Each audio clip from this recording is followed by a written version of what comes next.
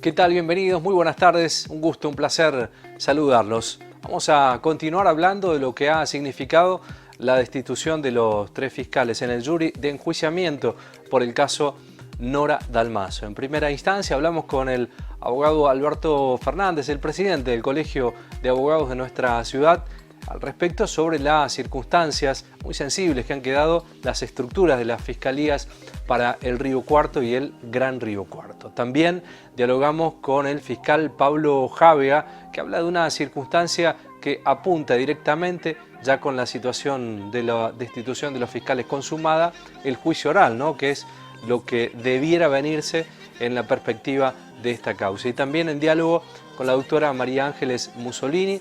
La doctora defiende a la familia Macarrón, nos cuenta todos los pasos procesales que continúan en esta causa. Nos pueden seguir a través de redes sociales, estamos en Instagram, en Red X, en nuestro canal de YouTube, allí pueden ver todos nuestros programas. Bienvenidos, muy buenas tardes.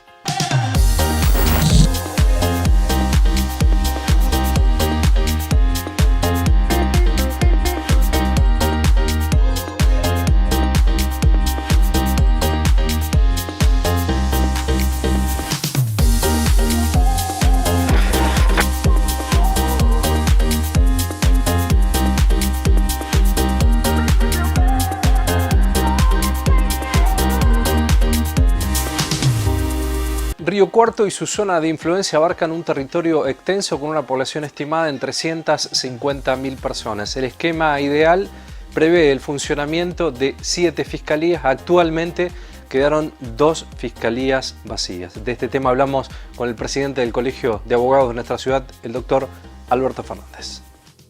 Hoy estamos en una situación compleja en lo que respecta al fuero penal, porque Río Cuarto hace muchos años que tiene 4 fiscalías y el Colegio de Abogados viene planteando que eso es muy poco para la cantidad de población que abarcan esas 4 fiscalías.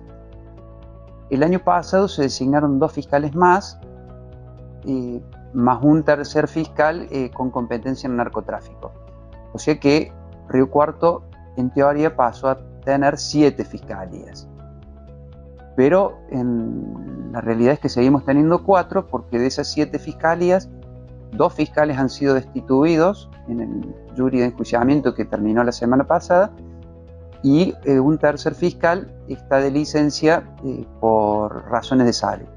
O sea que hoy la realidad es que seguimos teniendo 4 fiscalías.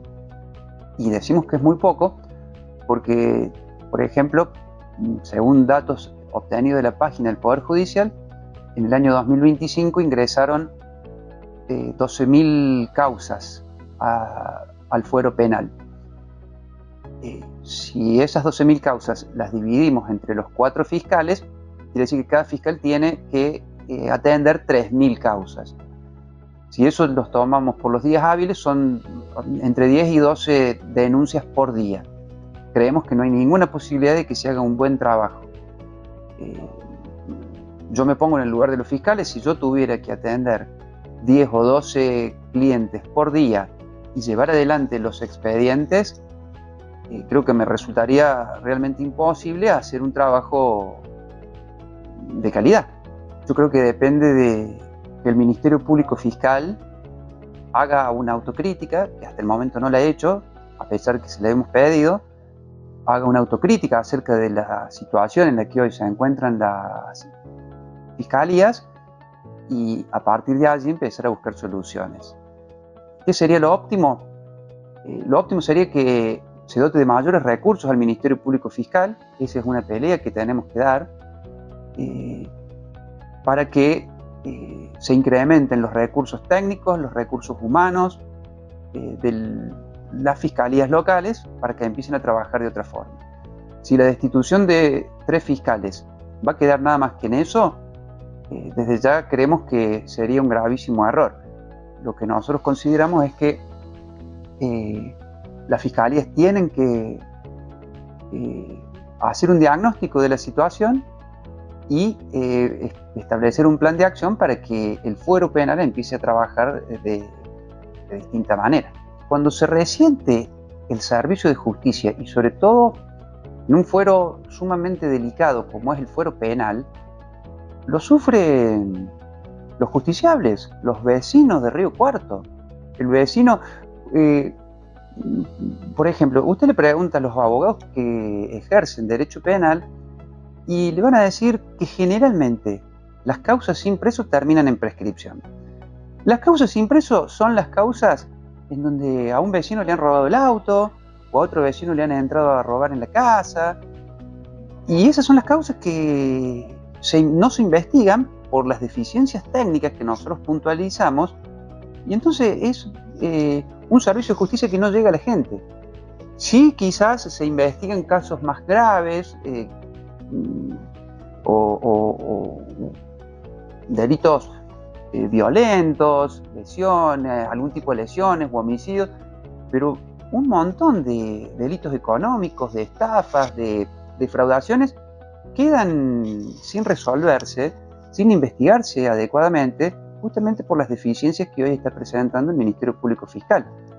El fiscal Jávega sostiene que el destino de la causa Dalmazo debe ser el juicio oral. Argumenta que esto daría lugar a que el imputado pueda ejercer su derecho a defensa ante un jurado y fundamentalmente permitiría a la familia querellante realizar lo que viene peticionando: justicia por Nor Dalmazo.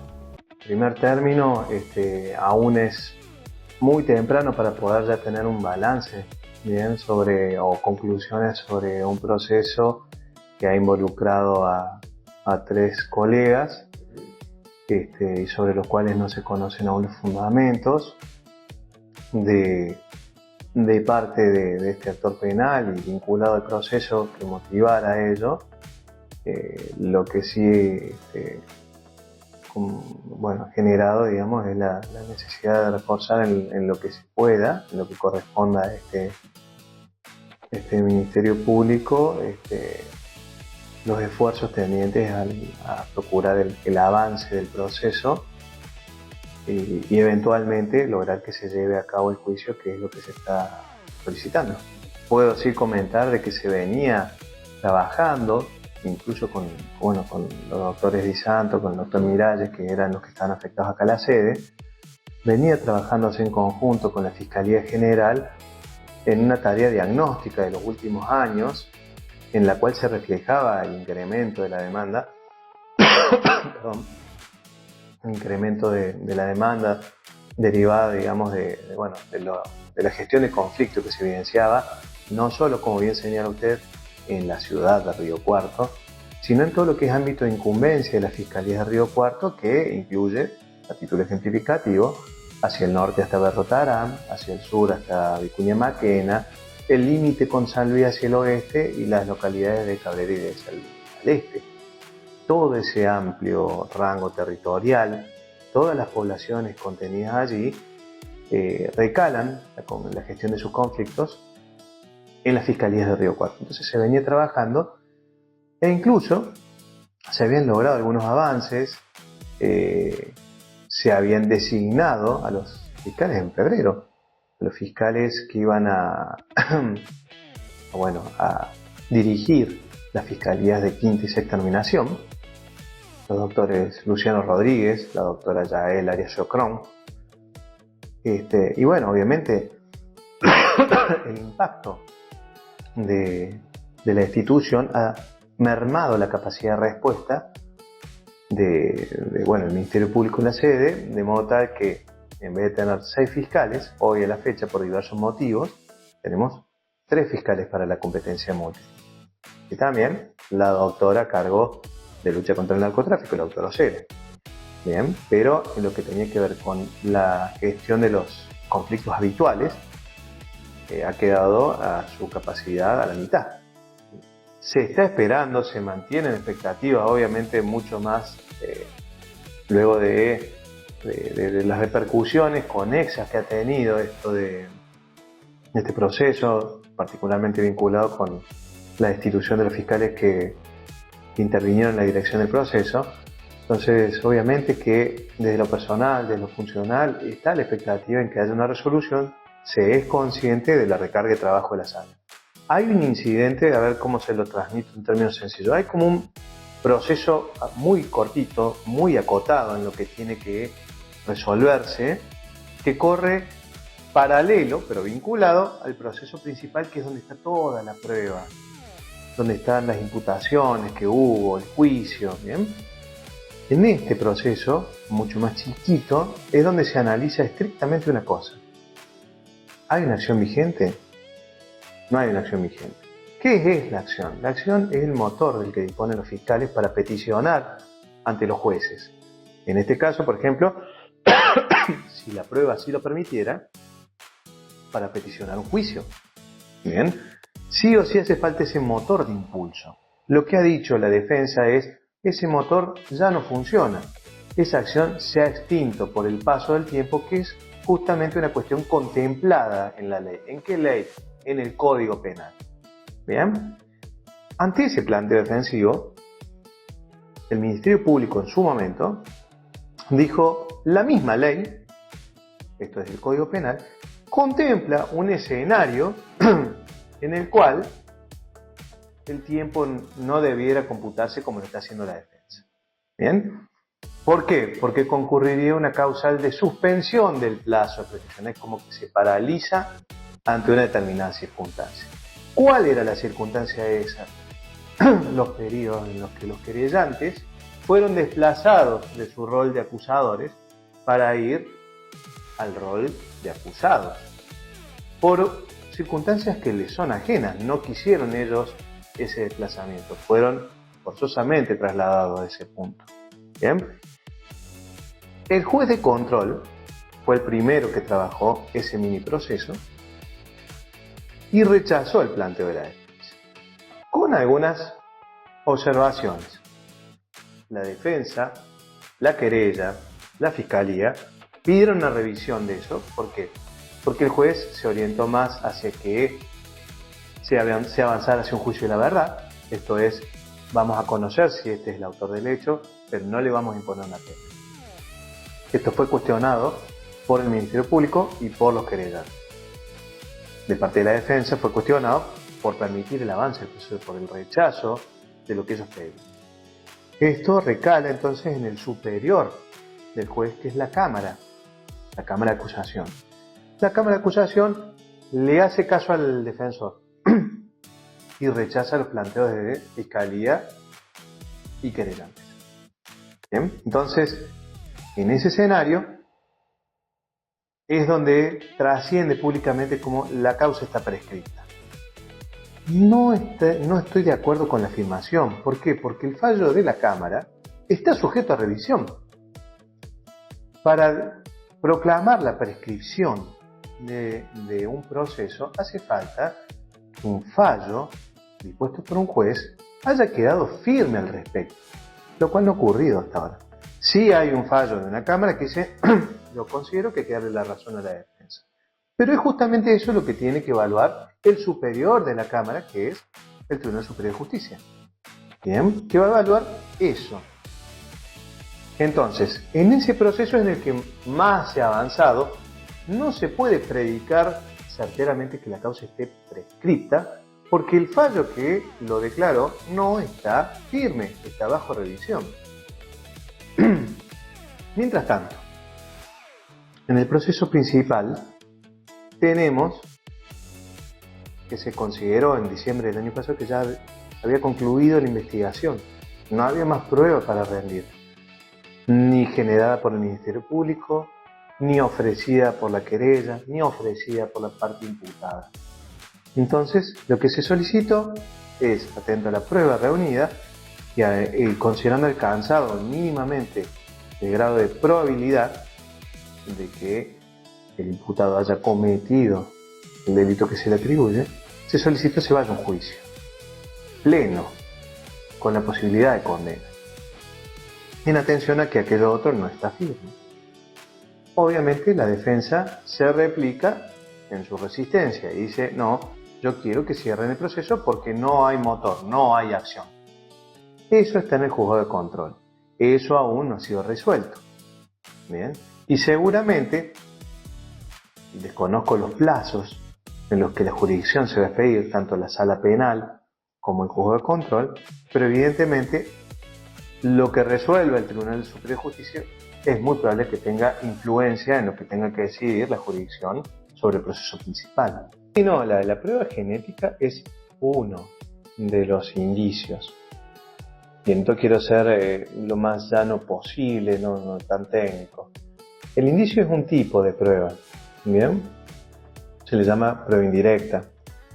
Prueba directa justamente es la que se define por una percepción o una observación directa del fenómeno delictivo. Esto es cuando tenemos testigos que ven qué es lo que ocurre, cuando tenemos filmaciones que retratan lo que ocurre, eso sería una prueba directa. Queda claro que en esta causa no existe ese tipo de elementos, sí hay indicios. Bien, ¿qué se puede decir de los indicios? Lo ha dicho la Corte Suprema de Justicia, lo ha dicho el Tribunal Superior de Justicia en forma pacífica y reiterada.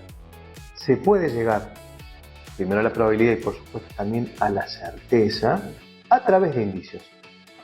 Lo que sí se exige es que los indicios sean valorados todos en su conjunto para ver qué escenario los explica, qué escenario los contiene, qué contexto los contiene a todos y no excluye ninguno. ¿Bien? ¿Por qué explico esto? Porque el indicio, por definición, uno aislado, generalmente por su estructura puede deberse a múltiples explicaciones. Ejemplo, yo tengo una prueba genética. En esta causa hubo otras muestras genéticas. Motivaron imputaciones. Sin embargo, esa prueba genética pudo responderse a través de otra explicación. Hubo imputaciones en contra de la familia que luego, desde el punto de vista genético, fueron explicados a través de lo que se conoce como transferencia inespecífica.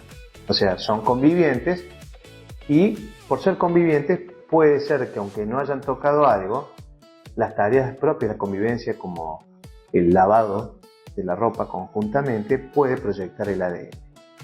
Bien, entonces volviendo a la situación actual. Bien.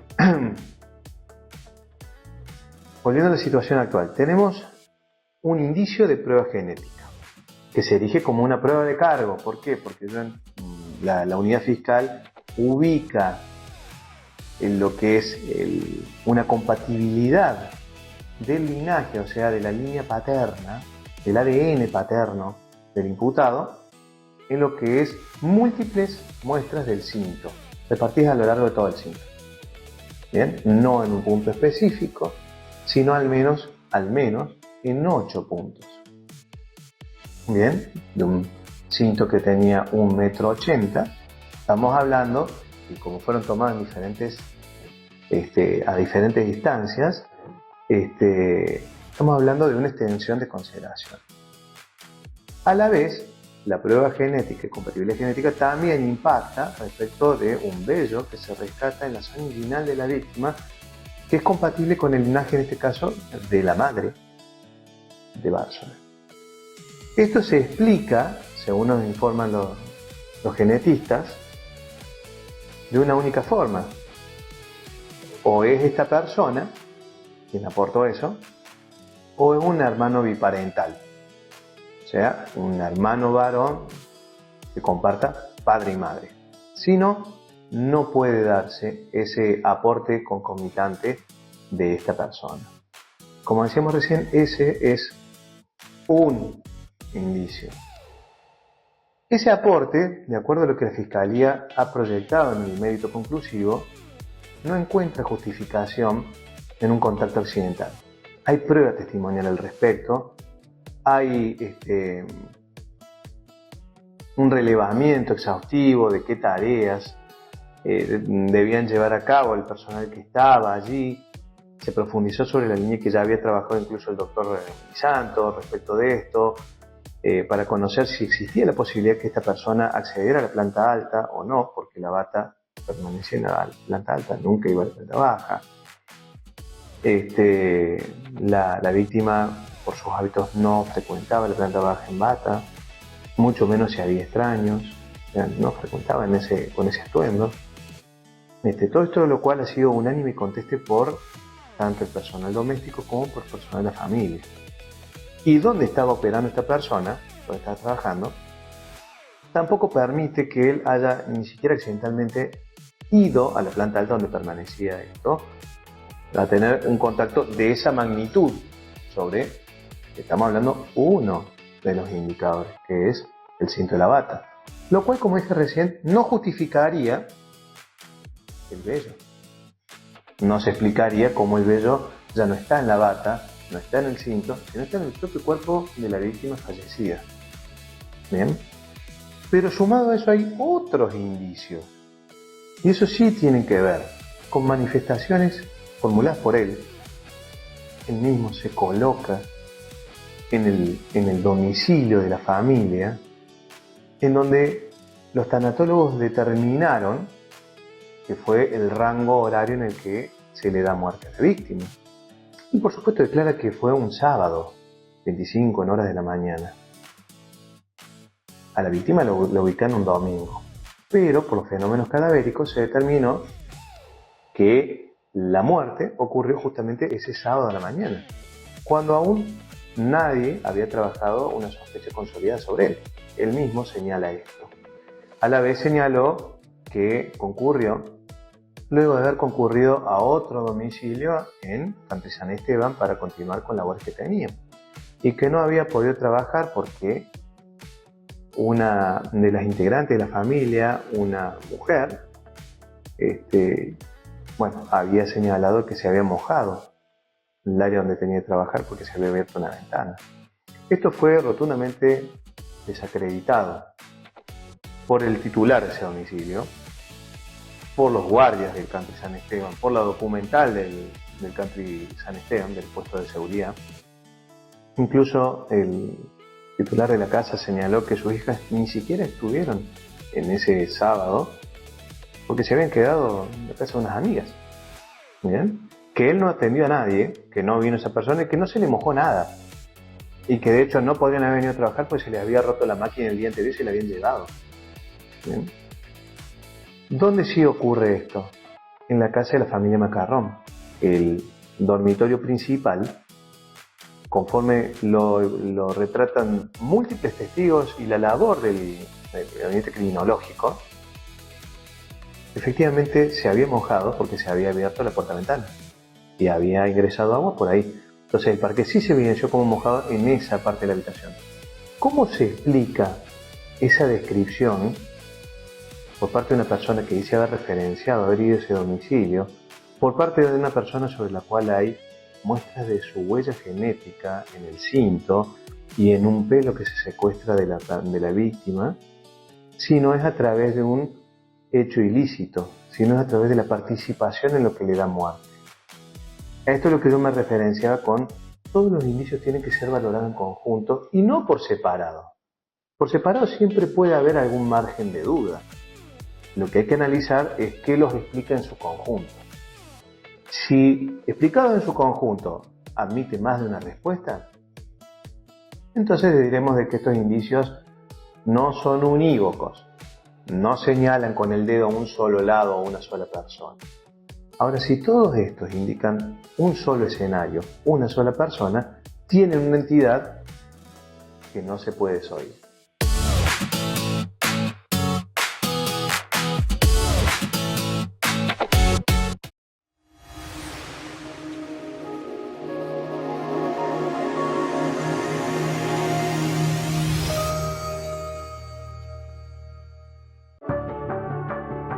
Toma 2 colectivos para ir a la facu. Va todos los días en bondi a la escuela. Viaja 3 veces por semana para dar clases. Los cordobeses elegimos acompañar este esfuerzo, garantizando el boleto educativo. Con fondos de la provincia sostenemos este beneficio, cubriendo el 100% del costo del boleto. Una medida que alcanza a 300.000 estudiantes de escuelas públicas y privadas con aporte estatal, docentes, no docentes, universitarios y trabajadores de todo el sistema. Porque con el boleto educativo, muchos jóvenes tienen la oportunidad de seguir sus estudios y Córdoba necesita el talento de todos para seguir progresando. El boleto educativo cordobés es la manera que tenemos de decir, estamos con vos, te acompañamos. Tengo 2 hijos en la escuela. Tener el boleto gratuito para nosotros es un gran alivio. Con las cuentas claras y el corazón abierto, los cordobeses hacemos. Gobierno de la provincia de Córdoba. Hacer para crecer. En Veterinaria Mendieta nos ocupamos de tu mascota y le damos toda la atención que necesita. Clínica, accesorios, peluquería, alimentos balanceados, ecografías. Veterinaria Mendieta, el mejor premio para tu mascota. Gobernador Guzmán, 1434, Río Cuarto. Mirá todo lo que hicimos en Río Cuarto en 2 años. Trabajando juntos, hicimos mucho por la ciudad y seguiremos haciendo. Construimos y ya están en funcionamiento los nuevos edificios de la Escuela Secundaria de Oficios en Barrio Ajec y de la Escuela Proa en Alsina, porque la educación es prioridad. Estamos por finalizar el Centro de Desarrollo Infantil en Las Golondrinas y Obispo Buteler, un lugar de contención y atención integral para niñas y niños en situación de vulnerabilidad. También inauguramos el nuevo parque del ex Hospital del Sur y el Polideportivo Social en Barrio Fénix. Pronto se sumará el de Barrio Alberdi, consolidando 6 espacios para la integración comunitaria, el deporte y la cultura. Y avanzamos en la puesta en valor del Autódromo Parque Ciudad de Río Cuarto para recibir eventos deportivos de jerarquía, generando empleo y dinamizando la economía regional. Córdoba eligió invertir en obras que generan oportunidades y progreso. Cuando hay educación y se construyen espacios para los vecinos, hay esperanza. Con la mirada puesta en el crecimiento, en Río Cuarto, Hacemos. Gobierno de la provincia de Córdoba. Hacer para crecer.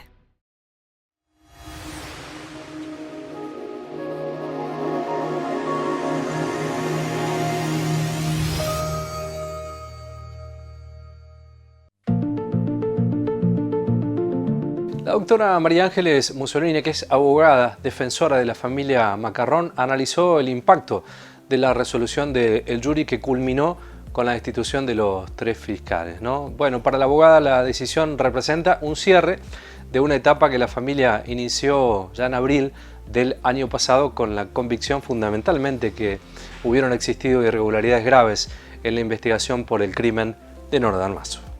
La verdad, como cierre, verlo como algo muy doloroso, digamos, para la ciudad de Río Cuarto. Yo como abogada litigante de acá de la ciudad, creo que no hay nada para festejar, digamos, con todo lo que pasó. O sea, la destitución de 3 fiscales es algo muy fuerte para la ciudad, para el derecho. Pero bueno, siempre nosotros al momento de iniciar esta acción de mal desempeño de las funciones, hicimos con la convicción de lo que estábamos denunciando, y obviamente este proceso de jury era a los fines de demostrar si nosotros estábamos en lo correcto o no. Finalizado el jury, pudimos entender de que sí, de que para nosotros hay mal desempeño de las funciones. No pudieron explicar los fiscales por qué no se tomó el ADN, que tomó 17 años después, 18 años después el doctor Javega.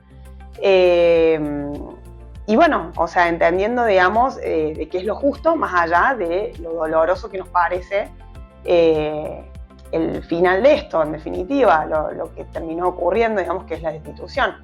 Y obviamente ahora renovando las expectativas con lo que sería la causa principal, que en este momento está radicada en el Tribunal Superior de Justicia. Nunca dieron respuesta de por qué no se tomaron estos ADN. Ellos simplemente creo que decidieron mantenerse en su postura.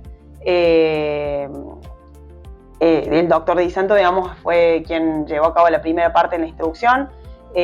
No terminaron explicando por qué no dieron con el ADN, pese, digamos, a las indicaciones que habían en la causa en los primeros momentos, años 2007, 2008 ya tenía el ADN, 2012, tal como le dijo la doctora Nidia Modesti, que es la genetista que procesó las muestras, las que se procesaron en este último momento. Nidia dijo que si en el 2012 hubieran tomado este ADN, ya hubieran podido tener los mismos resultados que tuvo Pablo Javega ahora en el 2024. Además del informe del FBI que está incorporado en el año 2011, que hacía referencia a que Nora Dalmazo había sido abusada sexualmente, y que indicaba o sugería investigar a los obreros de la casa, especialmente el que se encontraba en el lugar del hecho en el momento en que los peritos forenses determinan la hora de muerte del Nora Dalmaso. Creemos que habían suficientes elementos para al menos tomar este ADN y no pudieron explicar por qué no, solamente dijeron justamente lo opuesto, de que no habían elementos suficientes para tomar esta muestra. Cuando sí hubo elementos suficientes, por ejemplo, para tomarle una muestra a Facundo Macarrón, a los primos de Facundo Macarrón, a Juan Dalmaso, a un cura, bueno, hubieron un montón de cuestiones que nosotros entendemos de que se omitieron y justamente algo tan fundamental y tan importante como un ADN, que ya se encontró en la causa en el año 2012, como mucho si nos hubiéramos extendido en el tiempo, no lo pudieron explicar. Miralles tampoco pudo explicar por qué no tomó ese ADN, se centró en el otro ADN que era el de Marcelo Macarrón, que Nidia Moesti lo explicó también muy bien, que es un ADN por transferencia, por persona conviviente, negándose de nuevo a ir por la línea del NN, que no se había identificado, y lo mismo pasó con Pizarro, que cambió la calificación legal a autor intelectual, pero también lo mismo, evitó, digamos, procesar este ADN NN que no se sabía de quién era. Nosotros cuando iniciamos la acción, obviamente, como te decía al principio, fuimos con la convicción de entender que había un mal desempeño en funciones, pero no, claramente que no. De hecho, yo cuando ingresé el primer día a las audiencias de jury, me preguntaron y yo dije que no quería especular sobre un resultado ni sobre lo que iba a pasar, que queríamos escuchar cuáles habían sido los motivos de las investigaciones que habían llevado a cabo los fiscales. Y no, sinceramente no imaginábamos esto. Sí, cuando fueron pasando las audiencias, obviamente empezamos a entender, digamos, de que nuestra postura era correcta y pudimos entender que quizás el resultado iba a ser el que fue, ¿no? Pero la verdad es que en un primer momento no. Creo que entender los fundamentos de por qué un tribunal colegiado, como es el jury, que decide la destitución de 3 fiscales, esta explicación de los fundamentos creo que va a poner mucha luz sobre estos miedos que hay hoy en día en referencia, digamos, a cómo se tomó la decisión de apartar a estos 3 fiscales de su cargo. Para nosotros es muy importante porque más allá de que nosotros iniciamos la acción, dimos nuestros fundamentos, después sucedió el jury, obviamente que la resolución y la sentencia final es lo que va a terminar de afirmar nuestra postura y en definitiva de dar una explicación en general de por qué cree el tribunal que estos fiscales se desempeñaron mal. Bueno, por el momento la causa no está prescripta porque hasta que no haya cosa juzgada sobre, digamos, que un tribunal determine si la causa está prescripta o no, por ahora no se puede hablar en esos términos. Tampoco está vigente porque estamos tratando de determinarlo a través de un juzgado que lo determine. Pero bueno, obviamente que nuestro norte siempre fue ese, tratar de tener justicia efectiva por Nora Dalmaso, poder ir a un juicio ordinario con la persona que hoy está imputada y en definitiva que esta persona también pueda ejercer su derecho de defensa y que los familiares también puedan tener acceso a la justicia como debieron haber tenido hace 20 años cuando todo esto comenzó, ¿no? Bueno, nosotros ahora, la causa se encuentra en el Tribunal Superior de Justicia con un recurso de casación en donde pedimos que la causa no prescriba, es decir, que se puede ir a un juicio ordinario en contra de la persona que hoy está imputada. El Tribunal Superior de Justicia tiene que decidir si en definitiva está de acuerdo con nosotros o entiende que la causa ya está prescripta y dictar el sobreseimiento total de Bársola, con alguna posibilidad, digamos, de que se haga o se determine que se haga un juicio por la verdad, que es una instancia que nosotros siempre pensamos última ratio, porque realmente lo que nosotros buscamos es un juicio efectivo. Pero bueno, esos son los dos caminos a seguir. En el caso, por ejemplo, de que a nosotros nos dijera el Tribunal Superior de Justicia de que no nos hace lugar a nosotros tenemos las instancias de recursos en la Corte Suprema de Justicia de la Nación y en última instancia en la Corte Interamericana de Derechos Humanos. Llegamos al final del programa, nos vamos a estar reencontrando el próximo domingo a las 13 y por Canal 13. Recuerden que nos pueden seguir a través de redes sociales, Instagram, Red X y Facebook. Y por supuesto nuestro canal de YouTube, allí nos encuentran como Sujetos de Derecho. Nos reencontramos el próximo domingo a las 13 y por Canal 13 para ser Sujetos de Derecho.